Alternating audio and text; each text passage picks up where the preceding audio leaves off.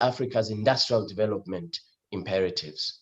So we have an opportunity to reconfigure, completely reconfigure through the AFCFTA, the intellectual property rights regime of the continent to allow and enable flexibilities so that we produce and manufacture vaccines on the African continent in a massive scale, and not just in countries such as South Africa and Egypt, but that we have centers of manufacturing excellence and centers of industrial development excellence across the African continent. This is what, in my view, is the opportunity that is being presented by the African Continental Free Trade Area. Because for the first time since the end of colonialism and the defeat of apartheid, we now have in the African Union a single set of rules for trade, for investment, for competition, a single set of rules for the entire African continent. Let me talk a little bit about what is in this agreement.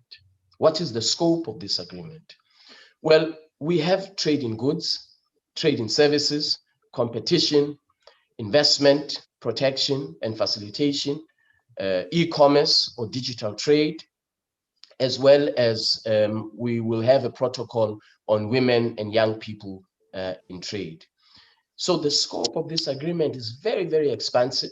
It is very wide, deliberately so that it captures the entire spectrum of Africa's economy, and to make sure that we liberalize intra-Africa trade, and that we not only reduce and eliminate tariff barriers, but also that we reduce and eliminate non-tariff measures, which we know are one of the reasons why intra-Africa trade is at a very, very low 18% as we stand today. So we have an instrument for the first time since the end of colonialism that will ensure that we leverage on this market of 1.2 billion people, a combined GDP of 3.4 trillion United States dollars, which is projected by the year 2035 to be close to 8 trillion United States dollars. This market that we have through the AFCFTA is potentially as competitive as India or China in 20 to 30 years' time. But of course, in order for us to be not just regionally competitive, but globally competitive as India and China, we have a lot of work to do as the African continent. And it starts with us accelerating industrial development on the African continent. In my view, we don't have a shortcut. We can leapfrog only to a certain extent, and that is in the area of digital technologies. But from a point of view of creating jobs, industrial development is actually what is going to enable Africa to push back the frontiers of poverty, to create opportunities for young people, and to place Africa on a path for value-added production in 20 to 30 years' time. We know, and I'm very much aware of the fact that industrialization is not a pill that you swallow and you wake up the next day you've industrialized. It takes decade after decade after decade of disciplined implementation of an industrial development action plan, very much similar to what South Africa has through the Department of Trade and Industry and Competition. We require urgently an action plan for Africa's industrial development that will enable us in 30 to 40 years' time to be as competitive as India, as competitive as China, and I believe it's possible. I believe it's possible. It does concern me as an African, the fact that Singapore, one country, an island, the contribution to global trade and output is over 6%. All of us combined, all 55 of us on the African continent, our contribution to global trade and output is less than 3%. And that is, it can be attributed to the first point that I made, and the fact that we continue 60 years down the line to export primary commodities. And we know the impact of over-reliance on the export of primary commodities. it contributes to this entrapment in a colonial economic model. And of course, it is not good to be reliant on commodities markets, which we know when they are subdued, global commodities markets are subdued, Africa suffers because of this over-reliance. So my objective is to make sure, Comrade Chairperson, that this agreement places Africa on a path, a sustained path for industrial development over the next 30 to 40 years. We know that it is going to take time, that it is going to be difficult, but we've got to start somewhere as a continent. 72 years ago, Europe started their market integration objective. And when you look at the difficulties and the challenges that European market integration experienced, yes, they are there. But for the most part, there have been benefits. Countries such as Poland, who have tripled their GDP per capita since they have joined the European Union and the overall objective of market integration in Europe, clearly there are benefits. There will be benefits on the African continent too, but we have to understand that it is going to take time, that market integration, regional integration, intra-Africa trade, it is going to take time before we see the real benefits, and that there will be challenges along the way. The main challenge that we face as of today in terms of implementation of the African Continental Free Trade Area are goods coming in from third countries. We know that there is a temptation to bring in a shirt from a third country, put a button on it and say made in the AFCFTA. We know that there is sugar that is being imported from other countries that comes into the African continent, displaces local markets, disrupts the value chain of sugar, as we know to be the case in Eswatini, South Africa, Namibia. Same thing in East Africa. And in West Africa, similar challenges in relation to the importation of rice from third countries. So there will be these challenges that we're going to confront, but the rules are there in the agreement. What is required of us is to implement the rules and implement the agreement as has been agreed to and adopted by the heads of states. And so there is, in my opinion, there is a real possibility that through the African Continental Free Trade Area, that Africa can actually make significant advancements in pushing back the frontiers of poverty, in industrial development, in creating opportunities for young people. When I was still at the DTI, the then Minister of Trade and Industry, Mandis Mpatwa, used to say that trade agreements are not about the past, they are about the future and where we want to go. And that is absolutely correct in this case. The World Bank has projected that in the year 2035, where we implement this agreement effectively as Africa, whatever effectively means, where we implement this agreement, we have an opportunity to lift 100 million Africans out of poverty by the year 2035, 70 million Africans out of moderate poverty, 30 million Africans out of extreme poverty, as well as making very, very significant advancements in closing the gender salary gap as a result of implementation of this agreement. And they further concluded that if we implement this agreement, we have an opportunity to contribute over $450 billion worth of trade to Africa's combined GDP. But these positive projections will not happen on their own. We as Africans will have to take concrete steps to make sure that we implement this agreement and that we actually see the benefits down the road that we do want to see.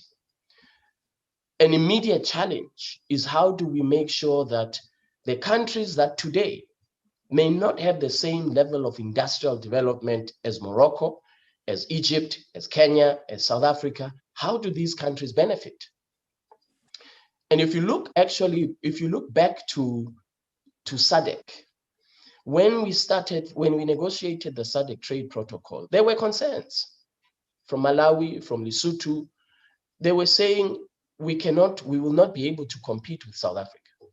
But today, Lesotho is part of the automobiles value chain of exports of vehicles that are being exported from South Africa to the US under AGOA, and from South Africa to the European Union under the Economic Partnership Agreement. Of course, it has taken time for Lesotho to be part of these value chains and other countries in the region. If you go to East Africa, there were similar concerns by Uganda and the other countries that we are going to be swamped by Kenya. But today, Uganda has a trade surplus vis-a-vis Kenya. And if you go to Kenya, you will find on the shelves Ugandan milk, Ugandan agricultural products. But the way in which they were able to do that is through the development of regional value chains in implementation of the East African Community Agreement. And so, yes, there will be immediate beneficiaries. The big industrialized countries in Africa will be immediate beneficiaries, but in the long term, we've got to make sure that we bring into the fold countries that are not yet industrialized today as we speak. And it is possible to do that, learning from the experience of the East African community, of SADC, of the East Asian trade protocol. We've got to make sure that we bring them into the fold from an industrial development point of view, and from the point of view of establishing these centers of manufacturing excellence across the African continent. And so, Chairperson, thank you very much for the opportunity for this discussion, which I think is very timely as we celebrate Africa Month, and as we ask ourselves as Africans very, very critical questions about how we move forward our continent in a way that will enable the continent going forward to withstand future pandemics from an industrial development point of view, from the point of view of public health. All of these things, in my opinion, are linked to Africa's capacity to industrialize and to be more self-sufficient from a productive point of view. So thank you very much again for inviting me, Comrade Chairperson. Thank you. Thank you so much, Mr. Mamkele Mene, for the input. I think, one of the key issues around resilience, discipline, clear economic planning to ensure that Africa's economies are actually industrialized. So I'm not going to make really a summary of what you had said, but what I'm going to do is that in the next panelists, I'm going to ask them, to take between 5 to 8 minutes of the input. I'm going to ask them open-ended questions so that they're able to ensure that they contribute in the conversation. But also thinking in line, there are two things that what the ANC wants to achieve. The ANC wants to use this Africa Trade Agreement to develop a transformative framework and as well as a progressive approach in ensuring that all Africans benefit. So as you're making your input, I really want you to think through that and, to take on multiple entry points in terms of your response. So our next speaker is Professor Thandeka Kiwane, advisor to the CEO of NEPA. She also has an extensive experience in field of international relations, writer, African thinker, reservoir in IR matters. Professor Kiwane, I would really like you to, to really reflect on the state of readiness in terms of trade liberalization in Africa. And I think, Wamkele makes the point around they need to be resilient, but also that overnight. But I would really like to talk about what are the, conditions or predetermining conditions that we need to set up for the success of that. And I think, and that's why I was saying this conversation is truly about talking about execution. It centers execution and in a much more granular form. Over to you, Professor Kiwane. I'm giving you 8 minutes. And then our next speaker will be Ambassador Kingsley, and then I'll address the thing that I would like him to talk about. Thank you, Comrade Chair. I'm going to take less than 8 minutes. I hope you can hear me. Yes, we can, but we can't see you. I'm trying to put my video on. It says that I can't. Okay. Is it? Let's see. Okay, there we go. Yes, we can see you. Okay, so let's see. Let's see. Okay, so let's see. Okay, so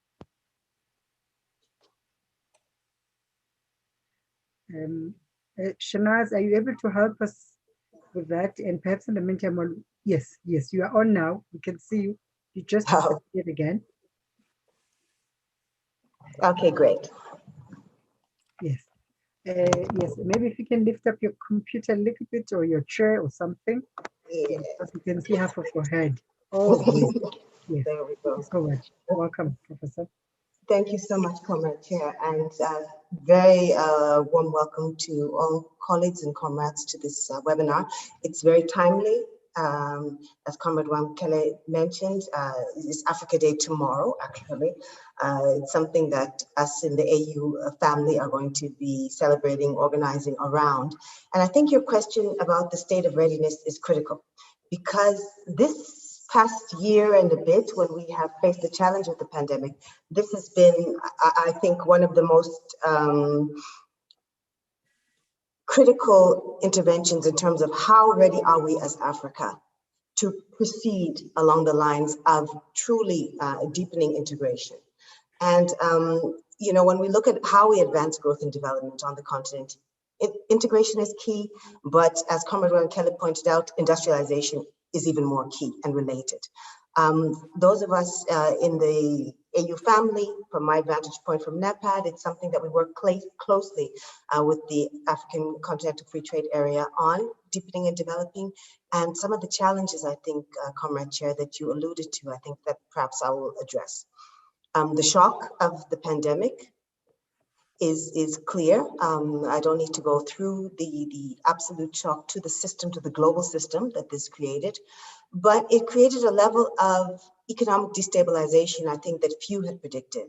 And on the African continent, it hit us hard. And it hit us hard because the fundamental networks of integration were disrupted. When we were cut off from global chains, global food chains, global vaccine chains, it's a clear challenge we're facing right now, airline chains, all types of global chains, which we have not deepened for a variety of reasons since the end of colonialism, the end of apartheid. It's something I think that brought into sharp focus the reality that unless we get our act together, unless we focus on deepening these chains, if they're broken, we're vulnerable.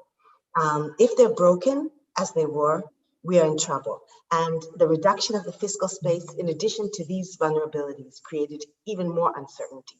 So that I think that this is one of the key challenges that we face currently and that we're going to face in future in terms of rethinking how we approach questions of integration very seriously, so many years after independence.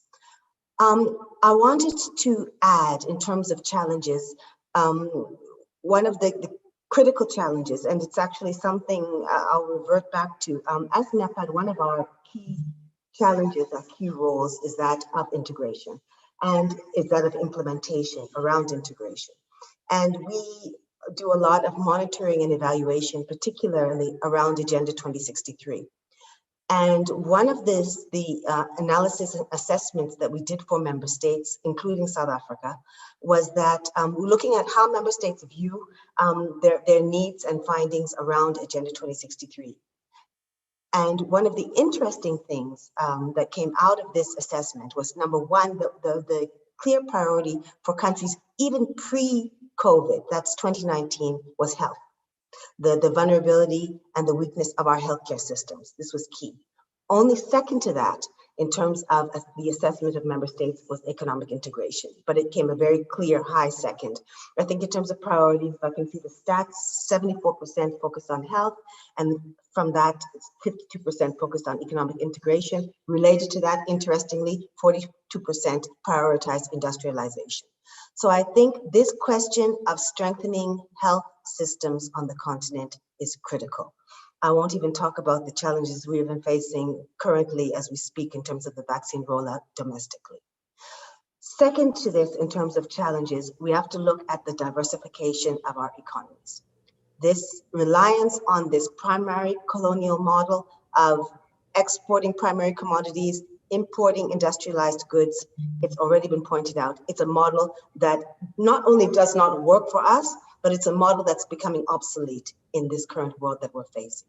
So this question of really seriously taking the question of diversifying our economies to promote resilience is going to be critical. In terms of challenges, I would also look at the question of strengthening internal markets and strengthening the financial and fiscal capacity of states. I think that this is going to be critical as well in terms of challenges. And I think that it all squarely fits in terms of remaining a focus not only of us as countries, but even of the ANC, Comrade Chair. As you know, in the context of a better world and a better Africa, integration is critical, integration is key in terms of a focus. This is one of the reasons NEPAD became a key program of the ANC, not just of the continent.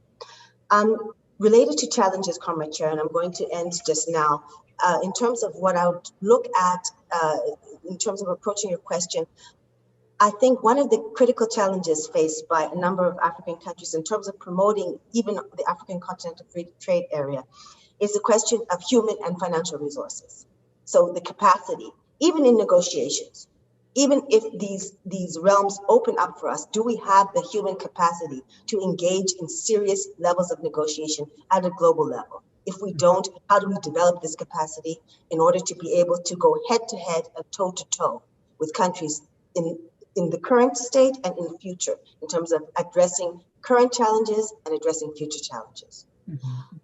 In terms of another challenge I would bring to the table and we can have in the discussion, I would say that it's a challenge member states in the AU face critically, the question that some member states and partners are negotiating bilateral trade agreements and bilateral investment agreements. And this, I think, is one of the threats we face in terms of the African Continental Free Trade Area and other mechanisms and other flagship projects of the AU. When we say we're going to hunt as a pack, and then others go this way and others go that way, so that we don't have the kind of solidarity we need to move forward globally as a continent. This is a square challenge that we're going to have to look at. I think the flexibility that we need to have in mind in terms of approaching questions of trade is critical. We have to be resilient and flexible in our thinking. We have to think outside the box in terms of approaching these issues. The mobilization of resources is going to be another challenge I think that we're going to have to face, Comrade Chair, in terms of your question, in terms of moving trade, integration, and liberalization forward. This is going to be critical in terms of mobilizing resources. And I think as well, we need to look at sensitizing not only states, but sensitizing populations in terms of a deep understanding of what's at stake, in terms of a deep understanding of the stakeholders, of the benefits, and of what trade brings to the table in terms of not just issues writ large, issues writ on the global stage, issues writ on the national stage, but what does it mean in terms of bread and butter? What does it mean in terms of job creation? And this is critical in terms of looking at particularly small and medium-sized enterprises. It's not just going to be huge global chains and global enterprises, huge multinationals that are going to benefit from free trade. It's going to be, and we're going to have to see how we can interpret it, scale it down, and make it comprehensible, make it understandable, make it a passion, give ordinary citizens ownership of this process, Comrade Chair. I think I'm going to stop there and I'll hand over back to you. Thank you. Thank you. Thank you so much, Prof. Kuana. I think two things I would have been requested to release SG, Mr. Wamkelemene. He has an other urgent matter to attend to. Thank you so much, Mr. Mene, for your time and sharing the genesis with us of what the Free Trade Agreement. You are excused. I would also like to acknowledge in our midst Deputy Minister Alvin Boats, who was meant to do opening remarks for us, and probably now that he's joining the conversation, he'll probably do the closing remarks. So I'm just going to request Deputy Minister just to follow through the discussions so that when we're about to close, you will then be doing the closing remarks in terms of our conversation. So our next speaker is the Ambassador Kingsley Mabulo, who served as an acting joint specialist representative for Darfur and head of United Nations Africa Union mission in Darfur. You know, Professor Thandeka Nkiwane raises the point around industrial capacity and bilateral trade agreement. I think you're in that space of economic diplomacy, and how do we manage this going forward? Can you please reflect, around what do you think in the light of already countries entering into several bilaterals with various countries, and how will this dovetail or actually undermines what the free trade agreement seeks to achieve? Over to you, Ambassador. I'm going to give you 5 minutes, and then our next speaker would be Ms. Lebohang Beko.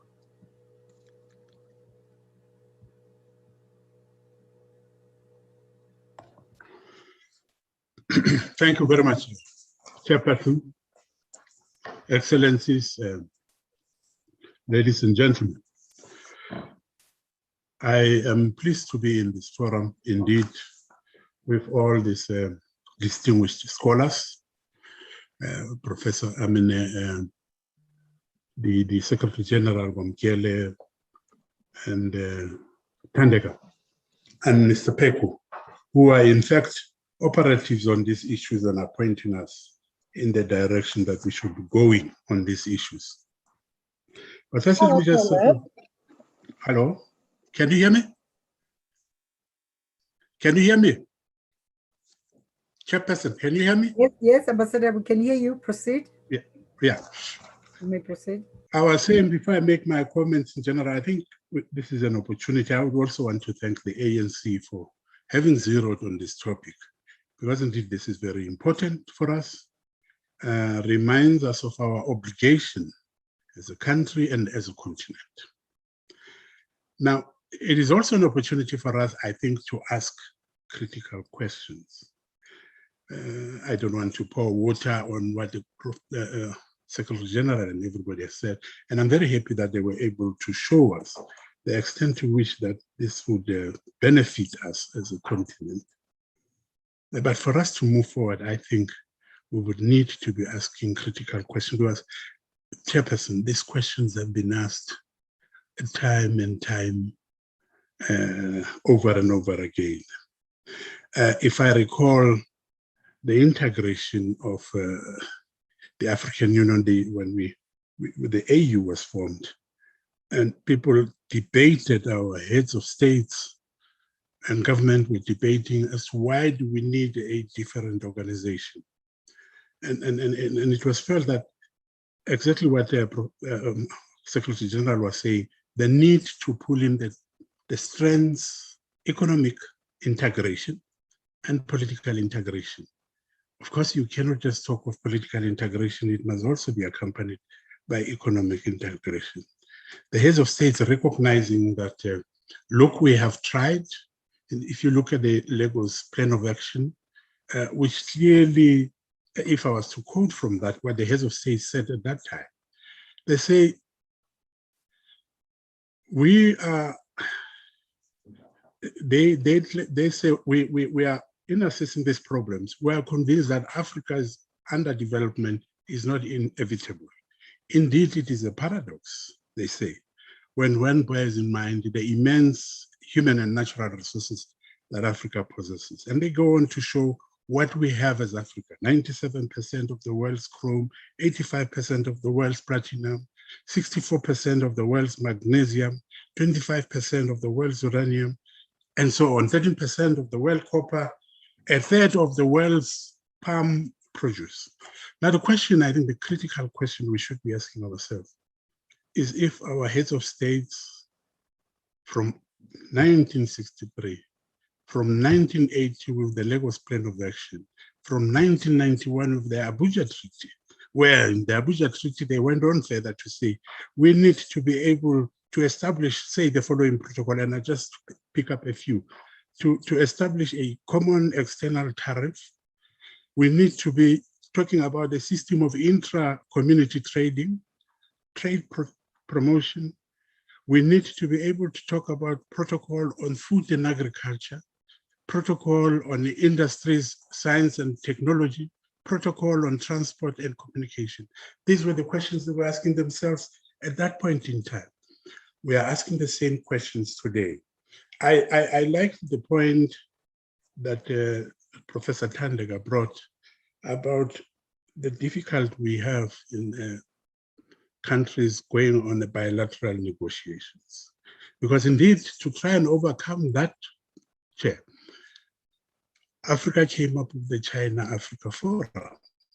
And in that China-Africa Forum, we were trying to say we should be able to confront China as a collective, because it is it's not going to be a win-win situation if you are going to allow countries like Swaziland and Burundi, small as they are, to begin to negotiate with rather any other thing, they can only benefit in the long run if they are to negotiate as a collective. But as Professor Thandika is saying, that kind of problem continues even today. The biggest question to ask is, what exactly? I think we know the benefits now, as shown by all this history that I have spoken about, and as demonstrated by what the Secretary General is saying. We know what the achievements are, but what are the challenges that create this problem? What we want to do is very clear. The AU talks about, and we have a timetable by 2063. We need to have a prosperous Africa based on Pan-Africanism. We need an integrated continent, politically united, but also economically integrated. But in addition, and I think this is another key factor that is a bit of a problem in Africa at the moment, an Africa of good governance, democracy, respect for human rights, justice, and law. Now, all these elements are important in ensuring that in the long run, as the Agenda 63 says, we would want to see all this is happening. In the long run, we have the possibility to build this. I liked what I saw in your concept paper, Chair, which talks about the need for us to be monitoring the progress. What is it that will tell us that we have developed from level A to level 2? Remember, we have this obligation, all of us, to integrate the continent economically and politically. It's been a struggle for many years, from 1963. We've had divergent views on that. If you look at the position of Kwame Nkrumah, and maybe later on of Libya, Gaddafi's Libya, who wanted a different kind of union. And I think the winning position has been, we must move in a gradual transition to this kind of unity, because that kind of unity will be rich, will be deep, and it will afford us the opportunity to make genuine integration. Let's come to SADC. Clearly, there has been quite a lot that has been achieved. The trade protocol, but we still have problems. How then do we analyze and make sure that we organize around these problems? The one problem, which our Secretary General talked about, is this issue of goods coming from a third continent, which is a problem not only in the continent but in SADC as well. Do we have a feeling now, being in SADC ourselves, that we are making the right moves and in the right direction? I would like to finish, Chairperson, with an attempt that I thought South Africa was making much earlier on, particularly at the height of conflict at the in the DRC. There used to be jokes about the extent to which the entire cabinet of South Africa almost the entire cabinet would be there, trying one way or the other to match and help different sectors. You would have ministers of trade and industry, ministers of this and that, and we were negotiating, mediating the conflict that is taking place, but also trying to see what is it as the biggest country economically that we can do to prop up a country which has huge potential. The thinking there at that point in time was that if we could focus on centers like the DRC, if you look at in the West, you look at Nigeria, Sudan, and others that have potentially these huge possibilities. If these countries could be on their feet, these countries would in themselves, in the long run, be the chain pullers of the whole entire continent. I think that's what we were trying. If you remember, the slogan that used to go around was that we are prepared to punch above our weight. We haven't been able to do that for a number of reasons, and that should come back to the challenges that we have, that we are not alone in this terrain. We continue to have, much as we're making progress, which is slow progress, could be much more faster if we did not have the interference from outside of people who would, of course, be looking wherever they are, whether they are in France or Belgium or in any other place, and being worried about what kind of agreement is the continent making, what kind of agreement is South Africa and the DRC making, which would undermine the agreements that they have themselves with these countries. And clearly, these are some of the challenges. And I would say, Chairperson, it would be important for us to be able to play a role, focusing on the ANC here and other parties in the continent, to look at all these other challenges critically and say, what is it? Reminded at all times that we have an obligation as a country to continue to forge this unity of an integrated Africa, politically and economically.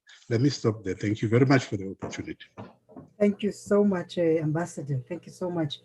I mean, I just want to build 2 points as I'm calling on Ms. Lebogang Pheko, who is a senior research fellow at and a political economist at a think tank called Trade Collective. She's an activist scholar, a public intellectual who has extensively contributed in framing, policy alternative that centers African women post-COVID economics. So, Ms. Pheko, I mean, part of what the ANC seeks to achieve is to engage diaspora around the Africa Trade Agreement, so that it's, African products also are able to have access to the diaspora community. But also at the same time, it's really looking at ensuring that it wants to frame a transformative framework. So as you really take on this issue, also think about how do we manage, nationalistic interests versus the free trade, and ensuring that nationalist interests actually, again, won't undermine what the free trade agreement seeks to achieve. And perhaps the last point, if you can also comment around the financing opportunities and the resource mobilization related to support with the national industrialization as a critical anchor for Africa's integration. Thank you. Thanks, Ms. Nkomo. Thanks, Chair. So I'm going to try and address those issues in this presentation. And I want to start with a quote. First, I'd like to acknowledge all protocols and really appreciate this platform, which is really a conversation for all African compatriots and for all people who love our continent, and also very much fitting with Africa Day and whatever it may or may not mean. And I think that this is a dynamic opportunity to frame it in a practical, action-based policy framework, which we hope is taking us forward, but we have to acknowledge that there have been many reasons why the notion of African unity and free trade within the continent have not taken root in the ways that many people, our forefathers and foremothers, would have hoped. And I want to start with a quote by Walter Rodney, which perhaps might point us in a particular direction. And the quote says, "From the beginning, Europe assumed the power to make decisions within the international trading system. An excellent illustration of this is the fact that the so-called international law, which governs the conduct of nations on the high seas, was nothing else but European law. Africans did not participate in its making, and in many instances, African people were simply victims, for the law recognized them only as transportable merchandise. Above all, African decision-making power was exercised in selecting what Africa should export in accordance to European needs." So reframing and reimagining the African continent as an ascendant financial power, as a potential powerhouse, and so forth, it utilizes a very important instrument of new forms of captured imaginations. And this is the idea that Africa is an abyss and that Africa is coming. The African continent is a zero-sum total. And I think that as we have seen in the last 10 or 15 years, the idea of the African Free Trade Agreement and African regionalism has been dehistoricized. And I'm very appreciative of the previous speakers, including Ambassador Mamabolo, for contextualizing this and reminding us of Lagos Plan of Action and other important and brilliant initiatives which were hampered for various reasons, which were outside the remit of this conversation. But suffice it to say that they were not able to bring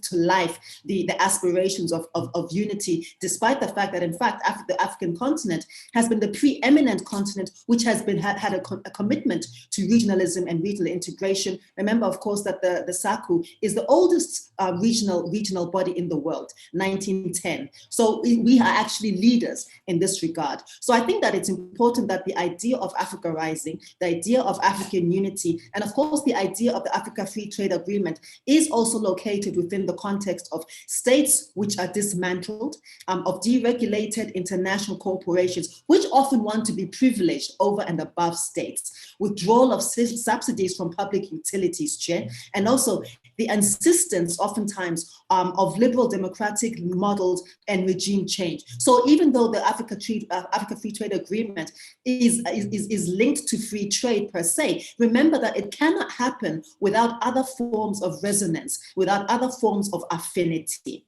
There are class relations which are also contested. There are also country political economies which individually want to locate themselves within the global context, which is exactly as Professor Nkawani mentioned earlier, that very narrow economic nationalism is also part of one of the reasons which hampers us. We don't also deal with issues of asymmetry, the notion that not all nations are equal in terms of their intellectual capacity, their economic capacity, and their capacity to produce, to industrialize, and to be productive in various ways. The other point around this is that the AFCTA has very much linked to GDP as a very narrow marker of growth and development. And of course, there's a lot of thinking globally, especially in the global South, and mentors like Professor Joma Kwame, who have mentioned for many years that the GDP as a measure of growth, as a measure of social distribution, as a measure of economic distribution is far from efficient.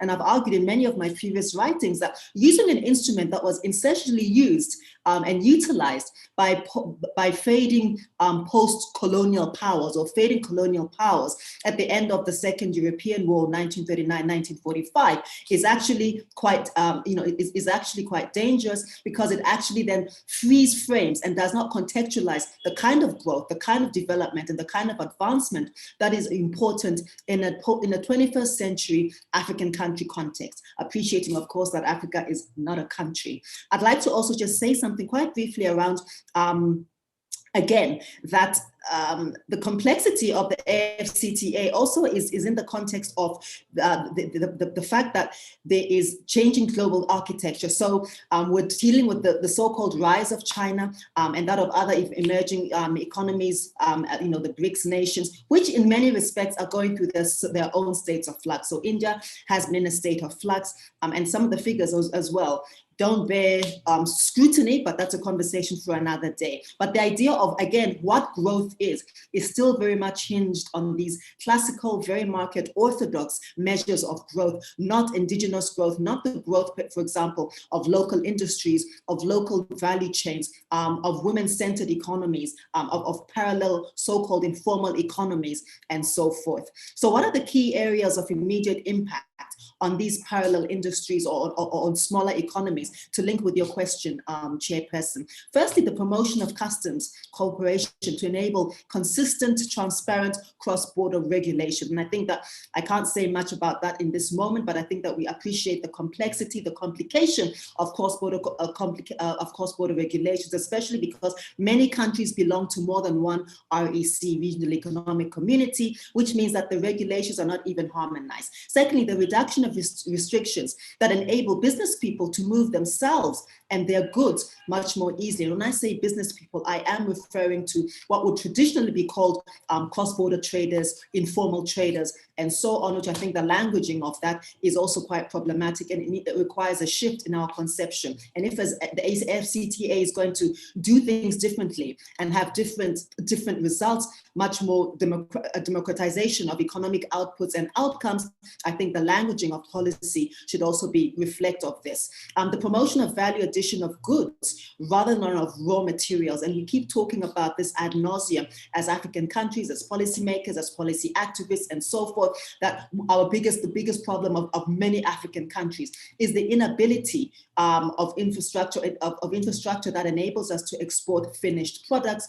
So therefore, exporting goods for free, raw goods for free, exporting raw chocolate beans and importing Lindt chocolates and Cadbury's chocolate. But the other piece of that is that our idea of value chain is overly externalized and overly internationalized. And I think internationalized should read as Europe and North America, and to some extent Japan, the so-called Quad nations. So this means that we are so focused on an economic market within the outside the African continent, which is endogenous to us, that we have lost the opportunity to about 80%, 85% of a market share, which is on this continent. So when we're thinking about value chain, the globe should include Namibia, the globe should include Kenya, the globe should include Nigeria. And certainly if this free trade agreement is anchored in pure pan-African ideals, as such as those which were promoted by your Kwame Nkrumahs,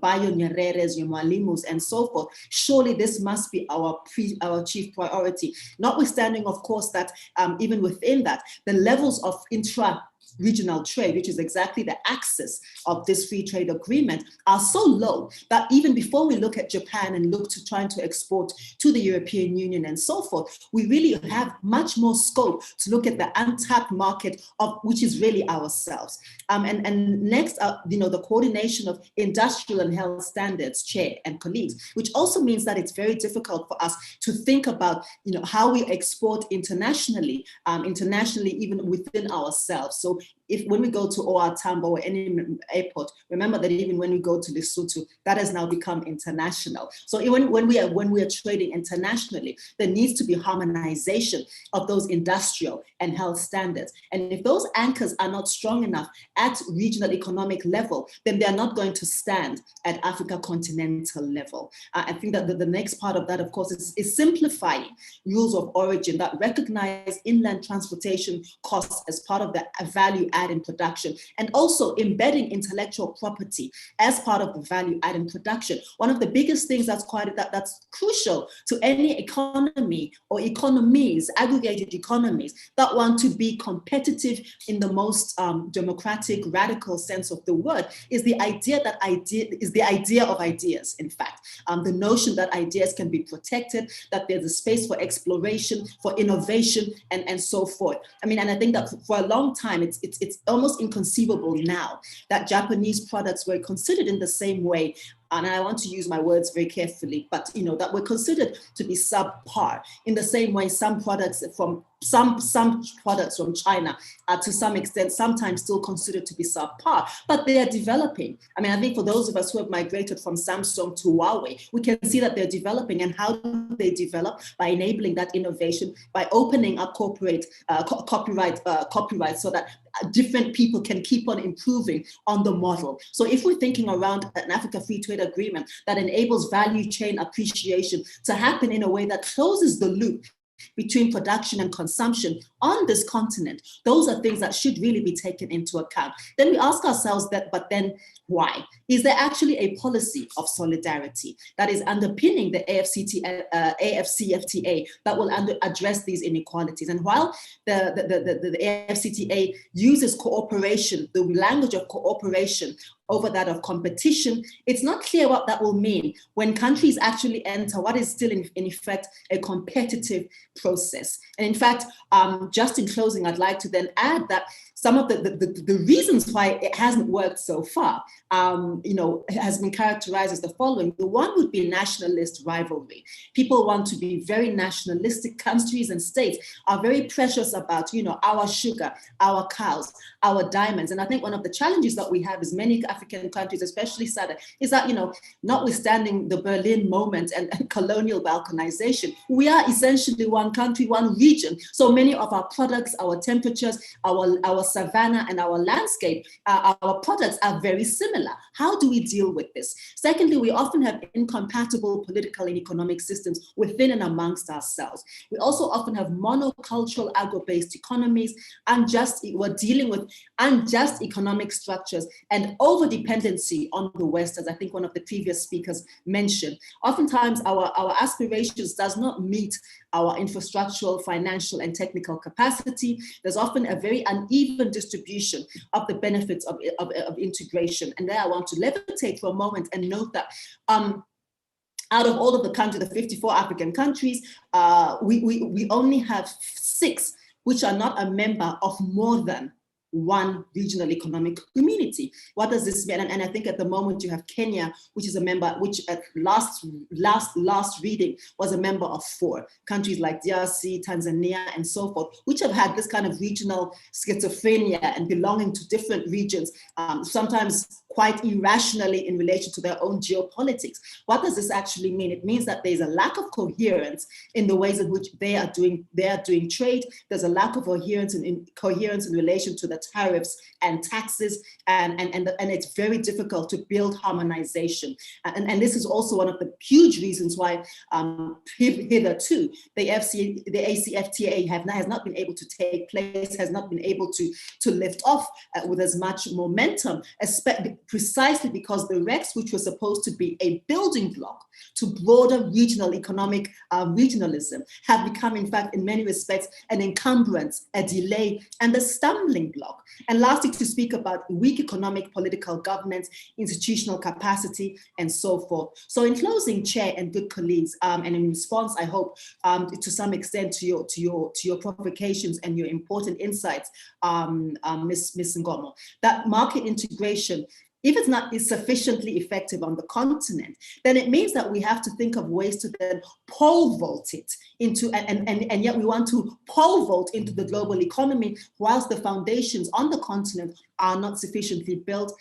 I'm not sure whether we are going to be able to build the results that we actually want. And I think that although the ACFTA is one of the most is in many respects, in sentiment, extremely useful. In practice, it actually is a replication of some of the quite market orthodox, very conservative forms of economics that really speak to the post-Washington consensus. So I think that one of the challenges, I think, for scholars, for policy activists, and for people such as my esteemed colleagues on the panel, is to really indigenize and to rethink the ways in which this particular instrument begin to speak to African realities, African country realities in all of their complexity, in all of their asymmetry, and all of their complication. And I think I'll leave it right there. Thank you.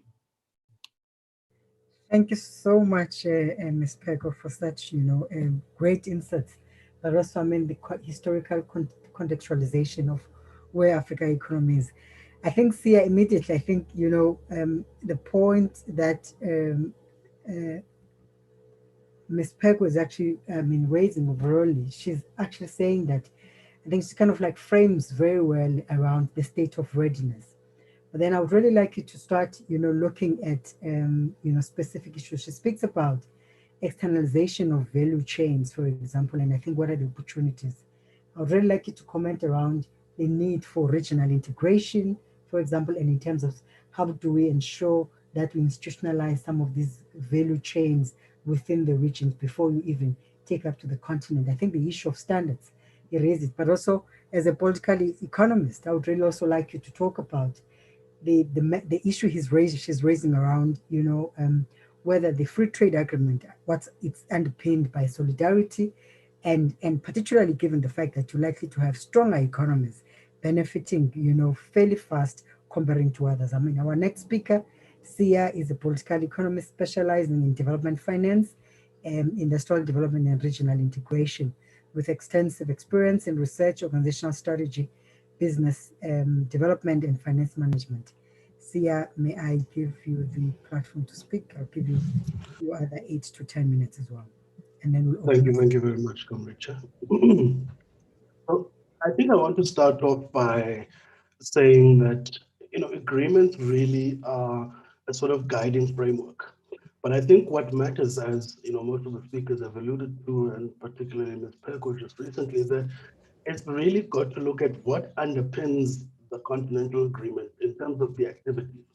I think in as much as a happy marriage isn't underpinned by a prenuptial agreement or whatever kind of agreement you have, but rather the activities that you do as a married couple, it's also the same that applies to trade.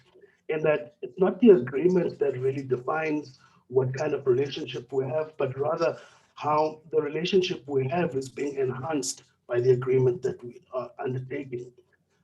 SG opened up by saying that on the continent we've achieved a lot in terms of the political integration. And I assume by this he is referring to the actual agreements that took place in establishing institutions, in the plethora of institutions that we've also established as a continent, but which have not been matched by market integration in terms of the trade and activity that takes place. And I think here is a precise example of how we've put the horse before the cart in a way. If you look at other regions, for example, the European Union or the ASEAN region in Asia, ASEAN being the Association of Southeast Asian Nation States, is that they started off by trading. And it's really that once they've accomplished trade at around 40 to about 60% of total trade being committed internally, was when they established the institutions that now have been able to unify them in terms of policy and and political integration. And I think this is precisely the point, is that it's really the kinds of activities that we're currently undertaking that need to be enhanced by the agreement, rather than the agreement being the one that defines the activities that were taking place. So some of the reasons that the SG highlighted as some of the critical constraints to regional integration and furthering intra-Africa trade, he mentioned small economies, fragmented economies, lack of economies of scale, as well as the dependence on exporting of commodities. So what does this mean? That the bulk of African people generally are involved in either informal activities or activities that in many instances aren't necessarily related to what's holding up the macroeconomy of African countries, given the dependence on commodity exports. So the policies need to orientate themselves towards finding a place to provide economic space for the informal sector, which in Africa is still a very critical sector.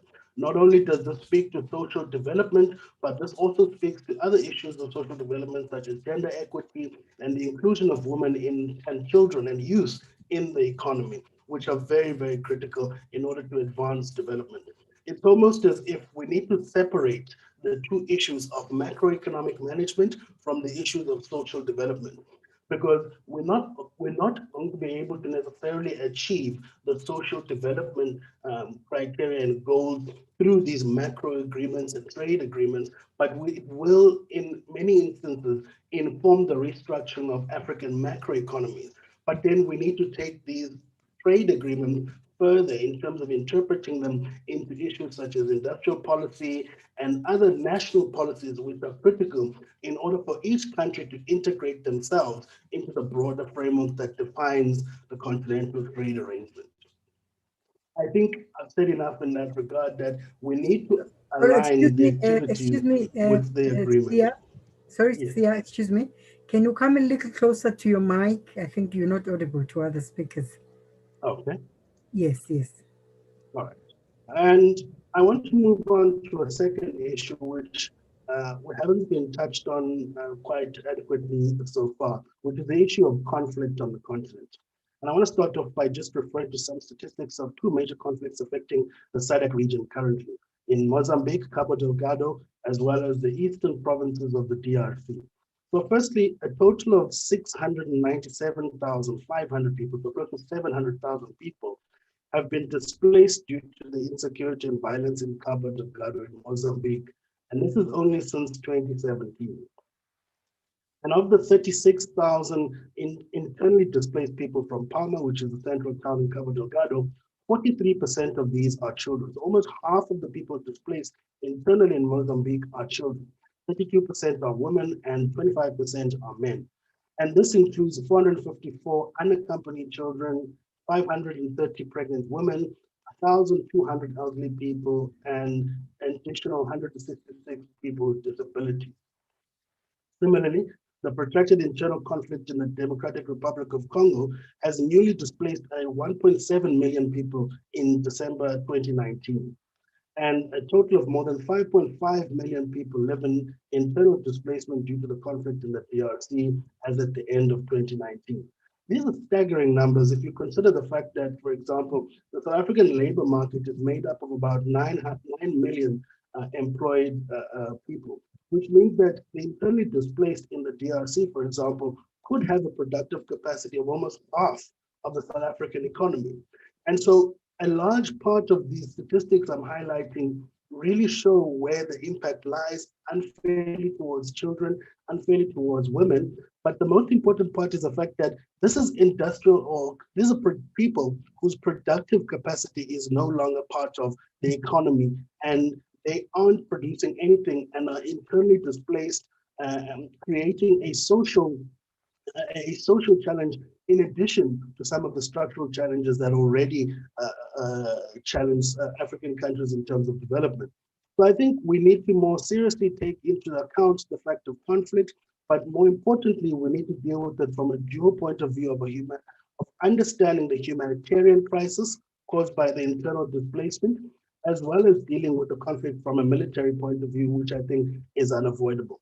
But I think so far, what we can criticize SADC region and African countries generally for dealing with conflict is that we've been too focused on a military approach whilst overlooking the very huge humanitarian crisis that is as a result of the conflict, if you look at some of the issues that I've highlighted. And I want to end off on a point of what has really been prohibiting further deepening integration on the SADC region. And deepening of regional integration on the African continent more generally. And I want to highlight 3 areas that I think are critical and suggest ways in which we can resolve some of these structural challenges that are prohibiting us from increasing intra-Africa trade. So the first constraint is around the colonial legacy and the geographic challenges. I think this can only be resolved by further infrastructure development in order to connect countries, but also ensuring that we also resolve the conflict, because without resolving the conflict, this also deals a further blow to the already significant infrastructure deficit that we face on the continent. I think without connecting countries with roads and rail and other means that actually are the backbone of trade, we're not going to achieve much with this agreement, which has a great potential, but needs further unpacking and further activities in order to ensure that our activities are aligned with the goals and objectives of the agreement. The second area is around weak states, corruption, and rent seeking. Here, I think a few suggestions in terms of resolving it could work. Firstly, being capacity building. We need to ensure, as mentioned by other speakers as well, that there is an existing state that has a capacity to not only monitor and police trade in terms of customs, but also cooperation amongst countries in terms of customs in order to ensure that we root out things such as round tripping or countries coming, imports from third countries, which also will be a core thing that are undermining further progress in terms of the actual agreement and regional integration on the continent. And this is also linked to the earlier point I made that we need to deal with the conflict from a humanitarian approach as well as a military approach. And increasingly, we're seeing that the issue around lack of development is seemingly one of the core causes for the conflicts in Africa. So this is slightly different to historically the way we viewed it, in that we've viewed that the conflict is one that's undermining the development of Africa. Yes, that might be true in terms of the destruction of infrastructure, destruction of physical assets, and the like. However, there is interesting research that suggests that it's actually the lack of development as a result of states not delivering in terms of the developmental mandates, but also states not being able to police the entire geographic region that they have jurisdiction over, which is also creating a room for conflict to start as a way of rent seeking and a way of attaching themselves to patronage networks that already exist. And the example from Mozambique is a case in point that the neglect that the central state of Mozambique has given towards the far-flung areas such as Cabo Delgado has actually incited a disgruntlement towards the state and created opportunity for insurgency to take advantage of the crisis in terms of the social development. I want to end off on the last point on industrial policy, trade, and undiversified economies, which is a critical area that I think is undermining or constraining regional integration on the continent. In that we need to develop the ideas and the goals that are in the Continental Free Trade Agreement into a plan of action. And this plan of action needs to be linked, obviously, with the potential of regional value chains in order to ensure that all countries have a mutual benefit in participating under this broader continental framework. The reason we have challenges such as multiple memberships in regional economic communities is precisely because smaller countries are trying to take care of all their needs, which they cannot bargain for adequately in broader frameworks where they're bigger countries, which are more dominant.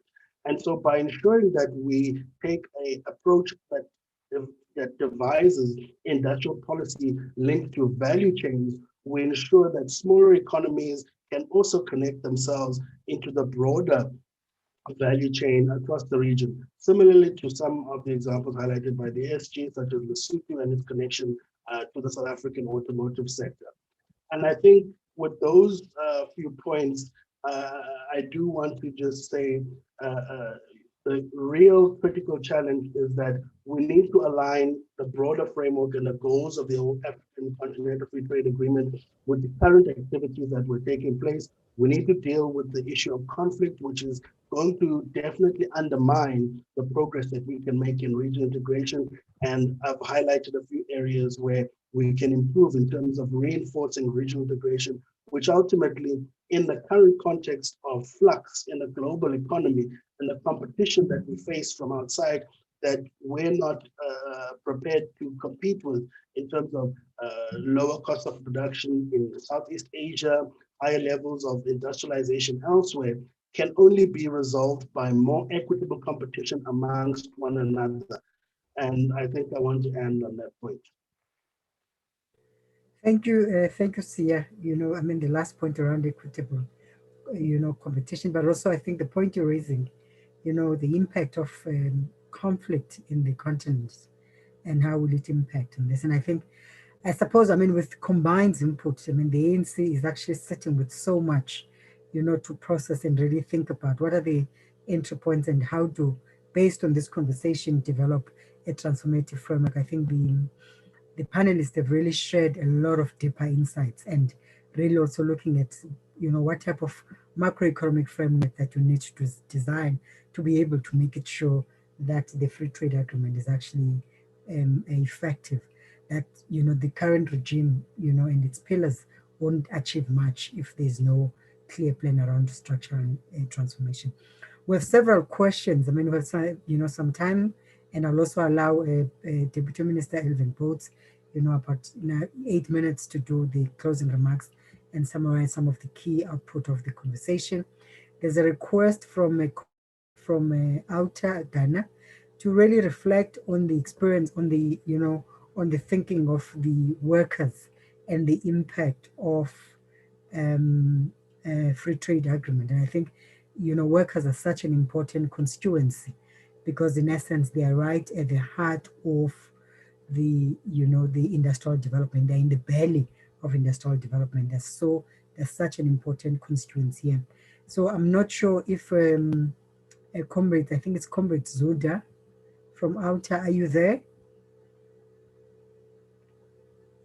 May I request that Shanaz, you unmute him if he's here to just 2 minutes. I see there are two people with hands. Let me see. Okay, go ahead and then and then Donovan, I will give you a chance. Yes, Comrade Emmanuel Nduza, I'll give you 2 to 3 minutes to really reflect on the workers' perspective around free trade. Okay. Okay, thank you very much for the opportunity and for organizing this important platform. Are you hearing me? Yes, yes, we can. Proceed, sir. Okay, as the labor movement, we really, support trade and market integration and free movement of persons, which are among the key pillars of Africa's regional integration.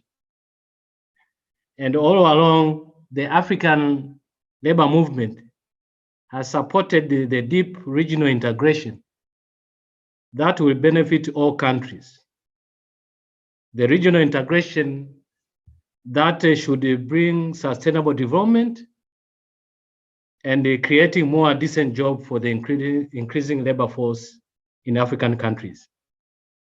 However, our concern has been that the regional integration and trade agreements have mainly concentrated on capital and natural resource mobilization, and have tended to ignore the critical role of human resource mobilization and other social aspects. Therefore, we have a number of concerns, but in the interest of time, Madam Chair, allow me to just raise some few concerns about the African, the continental free trade area.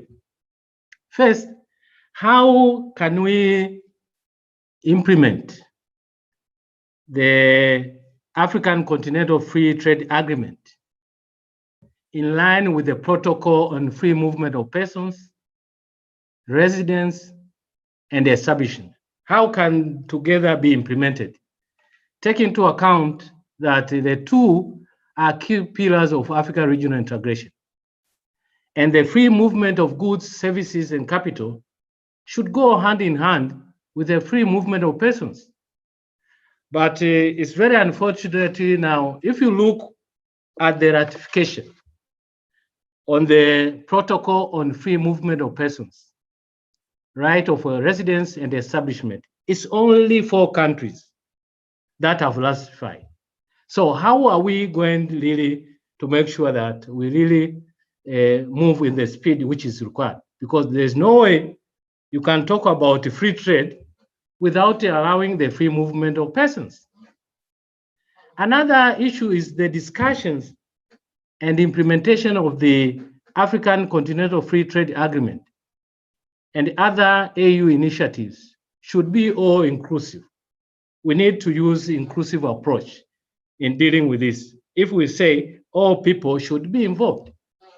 But I want to find out, maybe the secretary of the ACFTA can answer this, how other various groups are involved, e.g. youth, informal economy operators, women and workers, because we want everybody to be included in the process.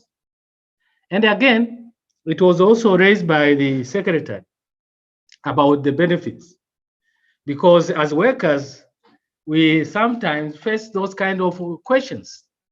How are we going to remove or ease fears that the benefits of the free trade could be unequally disputed and might lead to the hostile effects on labor force and small enterprises?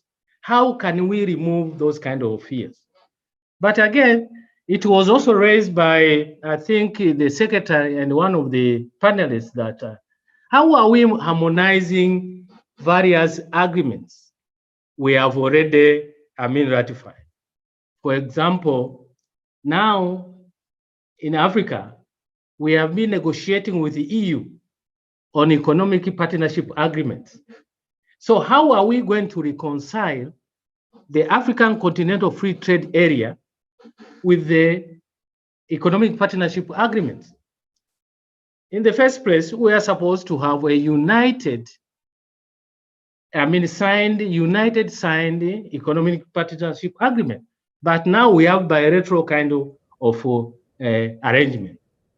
But lastly, Chair, without taking much of your time, I think in Africa, we really need to address ourselves, especially when it comes to the implementation. We have a number of protocols, a number of agreements, but when it comes to, implementation is a problem. Agreements and protocols are ineffective when they are not coherent and consistent. And it requires commitment, political commitment from all African countries. And also the agreements, trade agreements and protocol from the regional communities should speak to each other with the African agreements and protocol.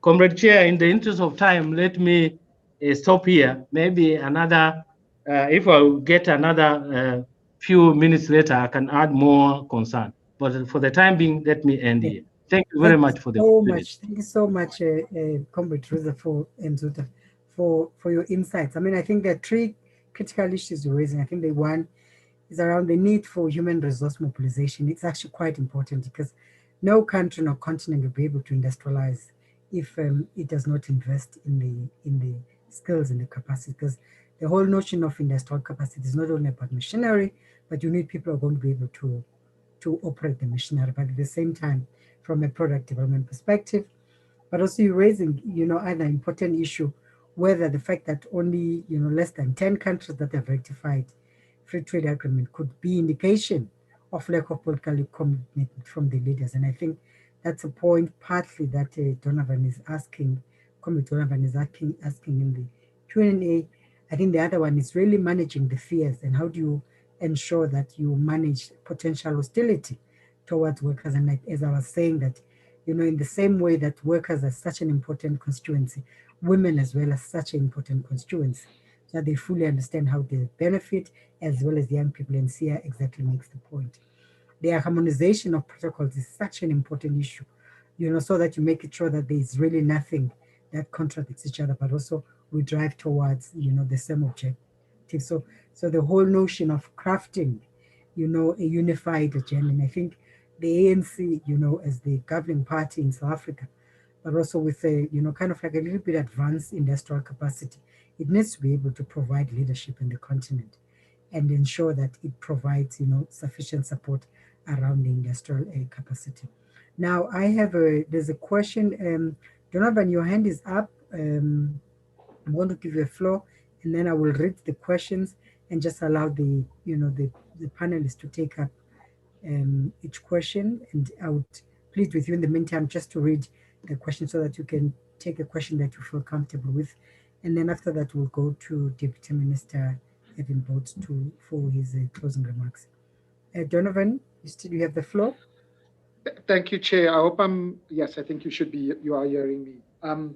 Let me firstly say, well done to the African National Congress, Committee Chair, that in particular we have noted, and we hope all other webinars will follow suit, that there's a strong presence of women on matters, and it's not just discussing so-called women's issues, but it's discussing the real issues and the issues of the day. And we hope the rest of the webinars follow suit and ensure that we have a strong women's presence in all our webinars. This is quite important for us as comrades. Then let me go quickly to the question. For me, and it's a pity Comrade Wamkele, or the General Secretary, has left and was not able to stay for the whole webinar. But why are we having the free trade agreement? And one of the panelists, Ms. Perko, raised about why you're measuring GDP. Because if you're is your measure for the free trade agreement GDP, then it means you're more worried about economic growth. And we are not doing the free trade agreement. The question I would ask is that, are we doing the free trade agreement for economic growth? Because that is in our mind what will have sustainable development, or we're doing the free trade agreement for the purpose of ensuring that we have jobs, for the purpose that we have a better life for all Africans. And currently, what we have seen is most of our development is directed at selected elites. That our development is elitist. It does not take into account the numbers of people in poverty and poor, because our models of development, our models of businesses in either mining, in agriculture, and even retail is based on paying as little wages as possible. And this is across the continent, even countries which larger economies than others like Egypt or South Africa or Nigeria. Their industries are based on elites within our society exploiting the poor. So if the ACFTA is going to be ensuring that we have free trade, that free trade must be people-based. It must be based on changing the models of how our businesses run. Because from a mine worker to a farm worker to a teller, in a cashier in retail, all of them are paid not living wages. And this is the problem with Africa's development. So when you want to increase trade, how are you going to increase trade if the poor are no more poor? It's as simple as that. And this is what worries us when we look at things like the free trade agreement, that it's a free trade agreement to increase trade, but it's trade that the elites will only benefit from. And by the way, maybe some stage later, the poor will. This is different to what Singapore did. This is different to what China has done, because China has placed the people as the main object of their economic development, and we have not done that as Africans. Thank you, Chair. I hope I was quickly. Yes, no, excellent. I mean, I think the crux of your input is that, in fact, if a free trade agreement is really based on orthodox economics, I mean, we must really think twice about its success. So it's something that we really need to integrate. And I think part of what the ANC, as part of its thought leadership, and ensuring that there's a transformative framework that emerges from a free trade agreement, is particularly looking at the economic organization and the governance, both from a national perspective and regional perspective. Mohom Magabe, you have the floor. Mohob, I'm sorry if I'm pronouncing your name incorrectly. You have the floor, and I have other two speakers who have raised their hand, and I'll give them a Siabonga Gontwani, you'll be the next. Mohobo, you have the floor. Mohobo or Mohobo? Oh, okay, let me unmute you, sorry.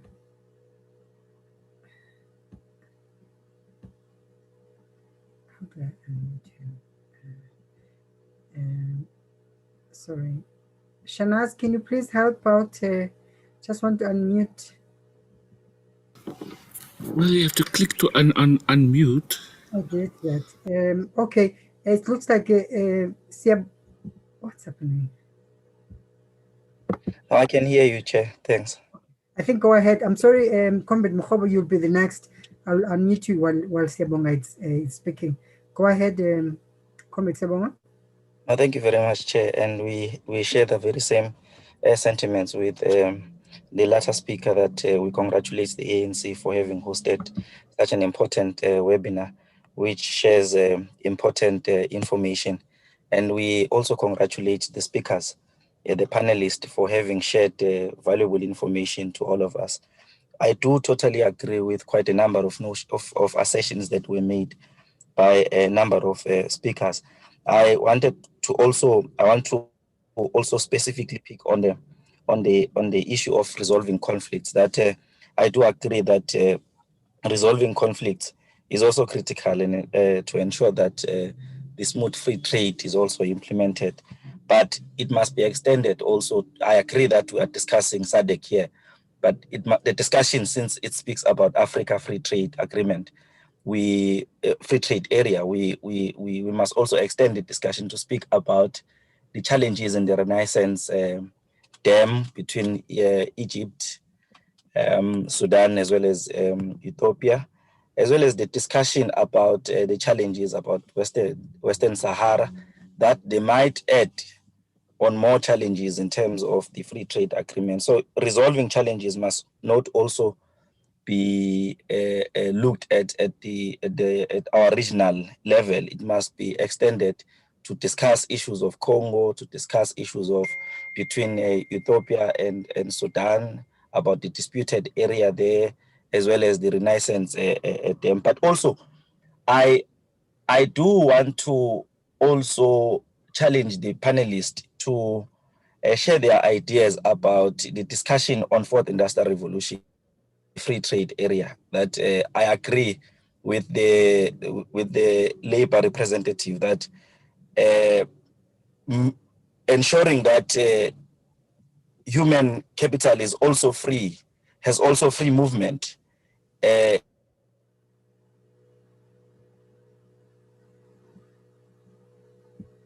Siyabonga, we seem to have lost you. I don't know what's going on with Comrade Mogobo. Can you try, Shanaz, to unmute him? Because I've been trying to do that.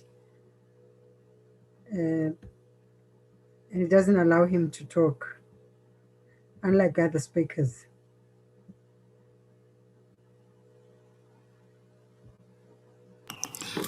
Oh, yes, go ahead. Yes, go ahead, Comrade Mogobo, you have the floor. I'm sorry, I think we've lost Comrade Sia, but go ahead. He must unmute himself as well. Oh, yeah, I think, yes. I think, okay, he's unmuted on my side. Comrade Mogobo.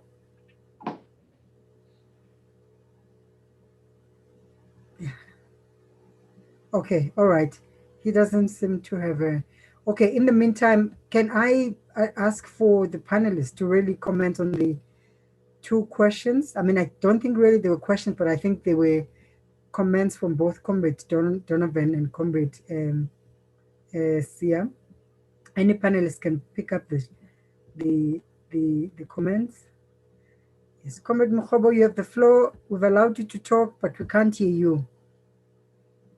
Okay, Ms. Pego, perhaps since you would like to be excused, may I request you perhaps to just make some comments on the two comments that were made from the floor by the speakers?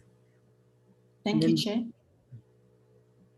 Thank you so much, Chair. So thank you also for the very vibrant interaction from the colleagues. Looking at the Q&A, I think in the interest of time, unfortunately, it's not easy to go through all of them as pertinent as they are, and perhaps we can engage with them via email subsequently so that they're not lost. But I do want to say something around the low wage model firstly.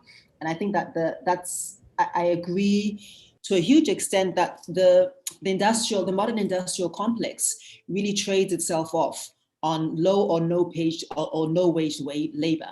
And it's really a complex which has its origins in the pre-industrial revolution. It also has its origins in the mid-Atlantic trafficking of African people to various worlds. And that's a model that has been used to foment all kinds of, to give the assertion that industrialization is easy, or that it can only be done when there are fair labor wages and so forth.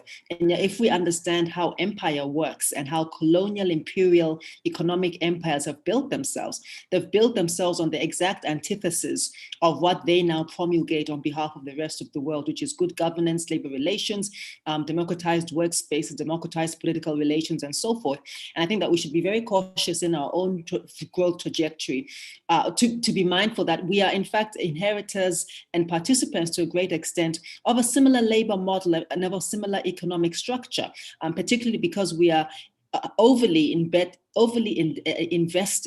in international economics and international markets, especially as South Africa as a large economy. And I think that what we need to also rethink is the definitions of work, the definitions of income, and the definitions of livelihood, because these things are not necessarily the same. So the notion of working for free and the notion of the working poor, whilst you have an industry that is growing and not growing jobs, but rather growing disparity and growing inequality, needs to be examined very carefully. And I go back to my, some of my penultimate remarks that for the Africa Free Trade Agreement to be effective, it needs to be mindful of its own languaging, the way that it needs to preface so-called informally waged work, rather the parallel economy. Otherwise, it's going to reproduce the same kind of joblessness, the same kind of social and economic exclusion that the classical economies that we are living in have produced. And secondly, there was a point that somebody was making around I think it was social movements. And I'm sorry, I'm moving a bit randomly, but I'm trying not to miss anything. And I think that in relation to social movements, I think that the relationship between social movements and structures such as the BRICS, structures such as the Free Trade Agreement is essential. And I think in South Africa in particular, we have an important history of social movement mobilization. So the Anti-Privatization Forum, for example, the Landless People's Movement, and so on. So I mean, there are all of these movements which were exactly movement of organic ground up to build in accountability. The danger of these sorts of movements is that once they are attached to any institution, to any structure, like any movement, there is the potential and the danger of them equally becoming co-opted and becoming quite reactionary. And almost, I think what we saw at the end of the last 10, 15 years was almost the NGOization or the taming of what used to be very radical, important movements, which were speaking in a voice that was very much the voice of the dispossessed, the marginalized. And I don't like to say the voiceless because everybody has a voice, but I think that the dispossessed and the marginalized. And I think that the only spaces that I'm seeing that now are probably in radical Black feminist spaces, and to some extent amongst some of the movements of the homeless, Abahlali being one of the most notable examples. But I would like to say that there will always be dangers in attaching CSOs, whatever those may or may not be, and social movement to institutions, because by their nature, institutions tend to be quite conservative and can have the opposite effect, which is quite a taming, diluting effect. I think I'll leave it there, Ms. Nkom. Thank you so much, Ms. Becker, particularly with the last point you're making, because one of the key things that the ANC's objective commit itself into is engagement with the civil society organization or those movements that are not part of governing structures.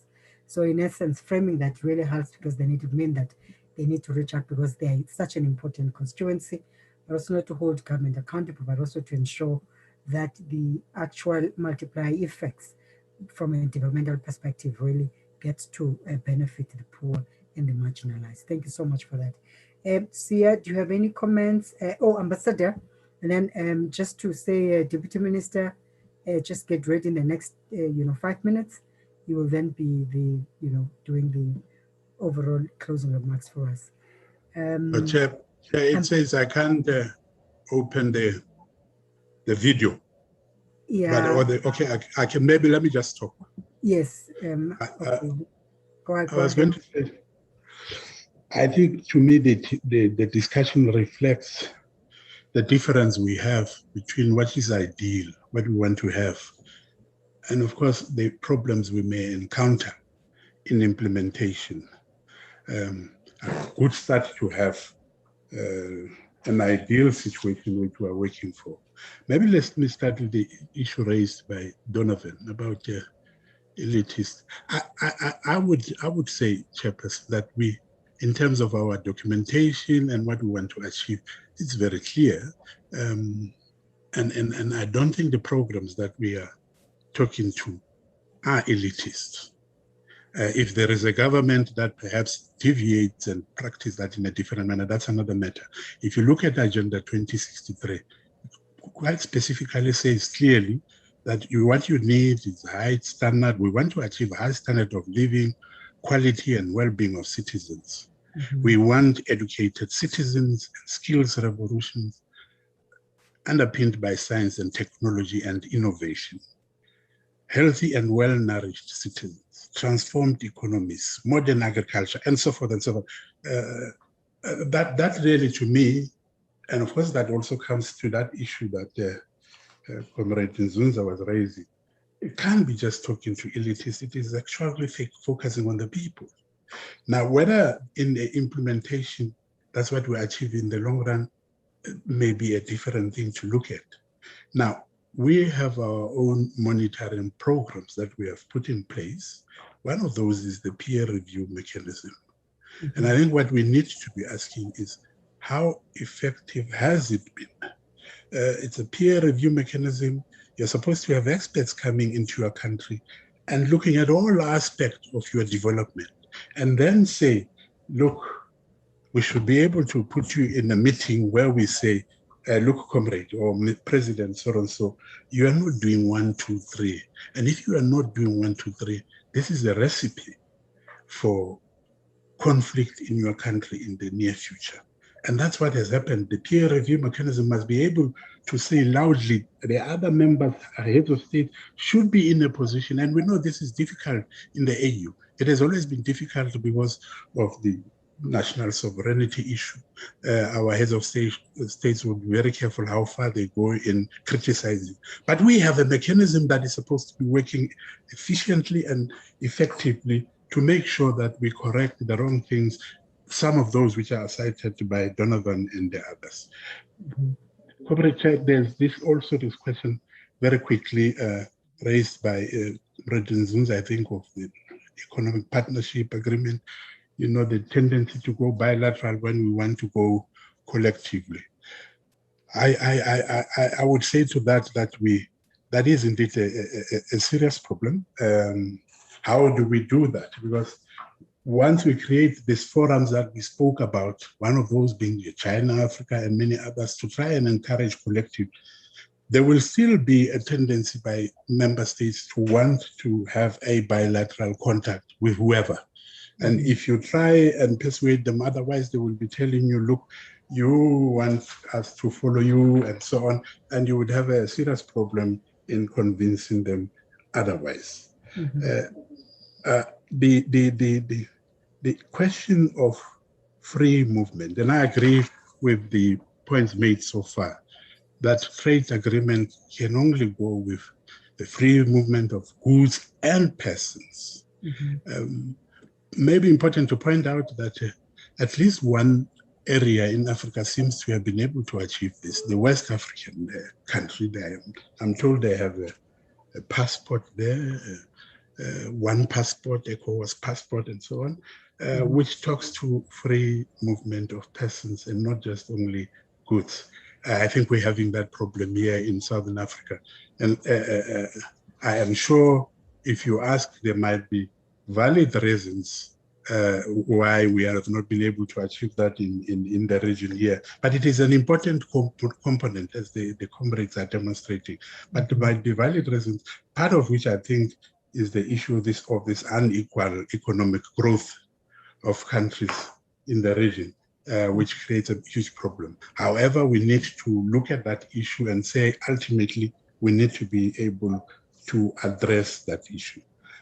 Conclusion, Chair, this issue about Sudan and Ethiopia and everybody, the Sudan, Egypt, the conflict there, this is a serious problem. I must say, just demonstrating that we'll continue to be beset by conflict for a very long time. I'm surprised that we just talked about conflict. I think somebody did introduce the fact that part of the conflicts now we're having is this insurgence, the rise of Muslim insurgency in particular, which you see in West Africa, which is now visiting us here in Southern Africa. That is something that adds to the conflict. It's not just an ordinary conflict. It is something that we have to deal with very seriously. The dam between Ethiopia, Sudan, and Egypt, that's a serious problem. I think the important thing is Africa needs to be central to this. We can't have a situation where the outside are taking initiative. We must make sure that countries in Africa, we are able to resolve our own problems at our own pace. Thank you very much. Yes, absolutely. I think, at the heart of the conversation is to make it sure, I think, the point that Ms. Peko was raising around, the solidarity principles that underpins the free trade agreement. Because if we use the competitive processes of, for the free trade agreement, in fact, naturally we're going to actually be entrenching social and economic exclusion. So I think that's the inherent risk within the system, and it means that we really need to think much more deep about how is that transformative framework that is linked to the free trade agreement is actually designed. Sia, you have the floor, and then I'm going to call on Deputy Minister after you. Thank you, Comrade. I just wanted to make a comment on some of the issues. So the first one is around the issue of freedom of movement. I think firstly, we must admit that we're in a kind of neo-colonialism By that, I mean that a lot of Africa's development is still dependent on foreign financing. And if you look at the financing of our regional economic communities, usually it's by external donor partners, etc.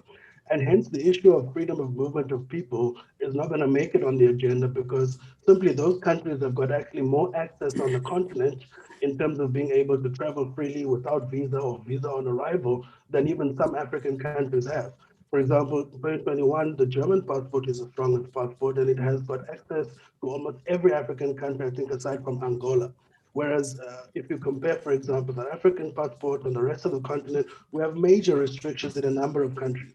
And one would expect that at least amongst ourselves, we would treat external countries at least as equal as we would treat one of our own. And so freedom of movement of people is not an issue for the funders of African development. I think that's the first point. The second point is around the issue of how these elitist sectors become the defining sectors of the economy. And I think this is again related to the dependence on commodities, but also our dependency on foreign direct investments or foreign capital. In that when the capital comes, it's automatically going to be attracted to the highest return sectors in order to hedge for political risk. And so foreign capital is not going to experiment with youth enterprises, women-led enterprises, etc. So what's the solution? I think we need to develop our domestic capital, rely more on domestic financing of our own development in order to overcome some of these problems, because it's only domestic capital that's going to experiment and lead us to achieve some of the socio-economic development goals that we have, apart from the broader macroeconomic goals, which drive multinational companies and the pursuit of profit. On that note, thank you, Chair.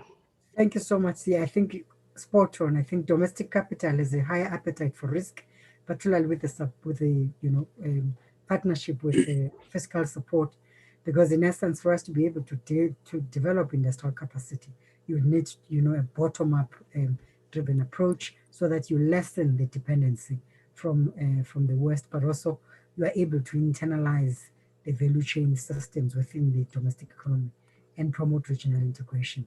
With that, colleagues, I mean, we're almost, 4 minutes, you're 11 minutes over, and thank you so much for your time. I'm going to give now Deputy Minister Alvin Boats to take us through in terms of his own reflection and what he thinks then becomes a package of activities. I think what is becoming clear here is that there needs to be a follow-up conversation going forward to really delineate and also tease out what are the specific areas that we need to. I think today was really a launching platform to say, yeah, let's start this conversation because it's important.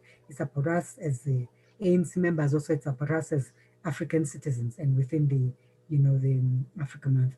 Over to you, Deputy Minister, you have your 8 minutes.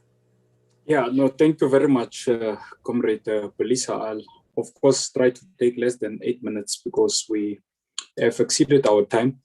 But, comrades, let me first give an acclamation for this type of engagement, because I think we are obligated as the African National Congress to reimagine post-COVID-19 economic dispensation. And when we reimagine that type of dispensation, comrades, we cannot do it outside of the purview of how your non-state actors actually sees the conduct of both the state and in particular capital in relation to recalibrating our economy. And that's why I was quite amazed, and I think it's a point of interest. I think it was Comrade Sia that actually correctly characterized the relationship between the African National Congress and monopoly capital. And that relationship, Comrade Belisa, has been characterized as a relationship of unity and struggle. And I think there is a point made that I would recommend that we probably further dissect around the role of monopoly capital in reimagining post-COVID-19 pandemic. So I think it's one of my first proposals because in the chat groups there has been an emphasis, Ugote, that we need to continue with this type of debate. The second and a key pivotal matter that has been amplified is what I would characterize as the political economy of African conflicts. Because I think a number of comrades quite correctly have raised quite pertinent issues that, for example, the challenges in the northern Mozambique and Cabo Delgado, it's not necessarily a challenge of insurgency, but what underpins that violent extremist comrades that we're seeing there is the role of your liquid fuel gas. What is the type of role that liquid fuel gas in northern Mozambique are playing? We of course, if you look deeper at a detail level, we'll have to have some conversations about the debt composition of the Mozambican state. I think it's quite an important issue that we need to further make a diagnostic reflection on. And I think Comrade Ambassador Kingsley have indicated that you know, in the DRC, you have the biggest UN peacekeeping force in excess of 10,000 rand, your MONUC mission, that has not been able to secure peace for a period of almost more than a decade. And you know, your minerals, the role of a key mineral, in particular cobalt, that are used in new technological devices such as your iPhone, your 5G, etc. I think it's important that we look at it as a key issue. Equally so, if you look at the Gulf issue, the challenges between Egypt, Sudan, Ethiopia, I think it's a national resource that seeks actually to advance, you know, in particular the north of Africa. But there is a contest because of the economic posture of particular countries as it relates to that matter is concerned. And I think it's important that we need to look at those issues, including your maritime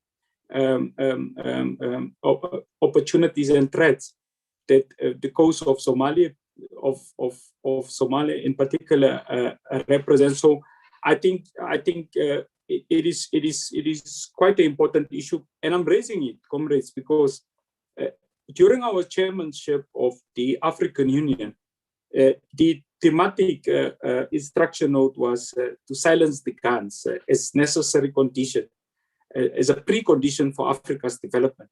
So you can't reimagine, you can't recalibrate African economy, even through the instrument of ACFTA, if there is not a cessation of hostility. So I want to make that express recommendation, Chair. Secondly, look, comrades, the African Continental Free Trade Agreement has been ratified not by 10 countries. It has been 24 countries has actually deposited its instrument in May, I think, of 2019 already. So it has been ratified by 24 countries. And I think the ANC is elated that your biggest economies have actually subscribed to this, including Nigeria, which of course had at a very late stage actually engaged in the ratification process. But I think it's key and critical, and I'm raising it, comrades, because this political instrument that we are engaging on through the ACFTA, it's supposed to benefit not only your large economies in Africa, but also your smaller ones. But what is important is for your biggest economies, for example, South Africa, Nigeria, Egypt, to anchor this type of an instrument and to lead in the process of tariff reduction. I think that is a key issue. More importantly, Chair, and I'm raising it because I don't think there is a debate that says the free trade agreement is not a necessary condition for our own emancipation, as we envisage the African 2063 that speaks about inclusive prosperity. And I'm raising it because if you look at our statistics, just because of the free trade agreement in Europe, 67% of intra-trade has been able to be possible. If you look at the Asia as a group, 61% free trade free trade has been possible. And I think it is an instruction note, and I think it's an obligation that we must be able to harvest this free trade agreement. And I'm raising it here because our economic growth that we are striving towards, in terms of meeting the objectives of the national democratic of the national development plan, speaks about 6%. We cannot achieve 6% if we have not been able to ensure that in unionism, your regional economic community, your SADC that we are part of, are moving forward in a very seamless type of manner. So I thought that that is a key issue, but an important matter has been raised. And I think Donovan have raised it and spoke about what is the class orientation of this free trade agreement. I think the first issue, comrades, that we have to say is we have to say that the African National Congress, we see ourselves as a chief representative of our people. It therefore means that any new policy instrument that government actually imagine should have a class content and have a particular consciousness. And I'm raising it, comrades, because what our Black business community must engage with, and everyone else, is that there is no disclaimer with your free trade agreement that necessarily there should be a subscription to, for example, empower those people that historically has been dispossessed or that has been economically alienated because of either colonialism or apartheid in our instance, etc. And that's why one of my footnote that I want to present to this webinar, Comrade Palisa, is that your BMF, your NAFCOX, all these other non-state actors within the economy should try to draw up some inscription note as it relates how to advance broadly the African Black industrialists as when we implement the continental free trade agreement. So I thought that must be, my immediate impression, comrades. And like I've said, from the African National Congress, we will continue to engage social partners as we seek to deepen our understanding of what needs to be done for the African continent. So having said that, thank you very much, Comrade Palisa. Thank you so much, Comrade Elvin Boats, for that. And I really like your framing of class issues, because at the heart of economic inclusion is ensure that you address class issues. Gender issues are also naturally embedded into that. So it's really going to be important. So I think part of this conversation is that the ANC is not only taking a burden of leadership and thought leadership, but also is to profoundly look at what type of both political convening power it enjoys in South Africa and the continent, and how it uses that to make it show that there's a unit of purpose, there's a coherence in terms of thinking, but also there's making sure that you pick up low-hanging fruit while at the same time you're addressing other systematic issues. And thank you so much for that. There was a comrade who was insisting, Comrade Zico, I know he comes from the trade union, so I'm just going to break protocol for a second. I know that there were closing remarks. If I can give him a second, if he's still here. But yes, if he has left, I'm going to give Comrade Putsisa to talk about the program, 2 minutes, and then we adjourn our session. Putsisa?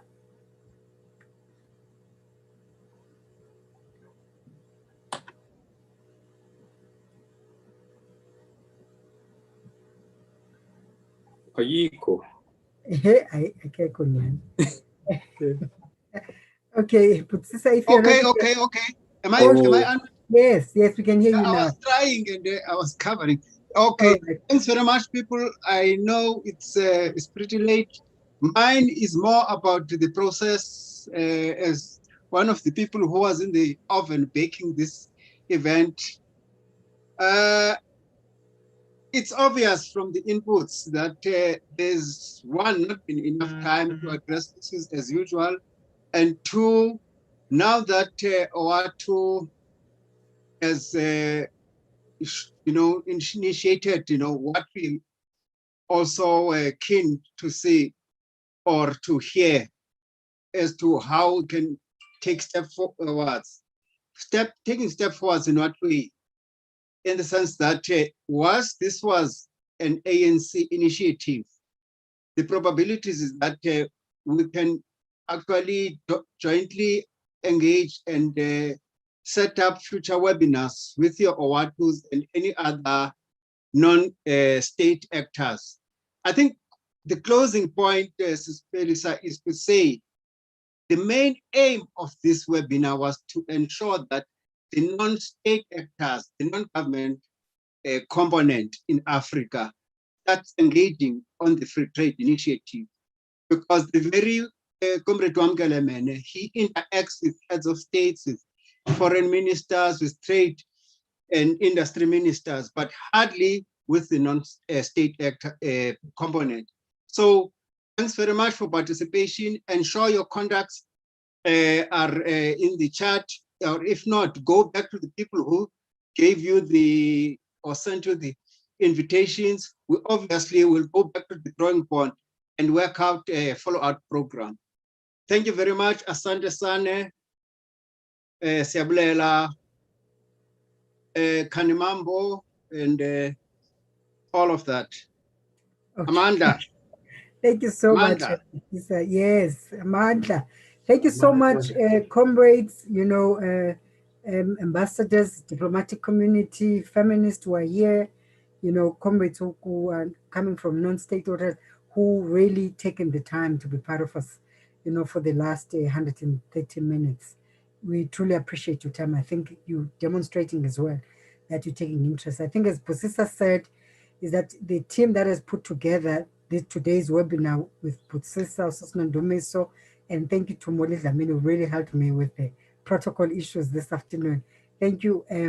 They'll go back and then look at the planning and get in touch with all the comrades regarding the next program.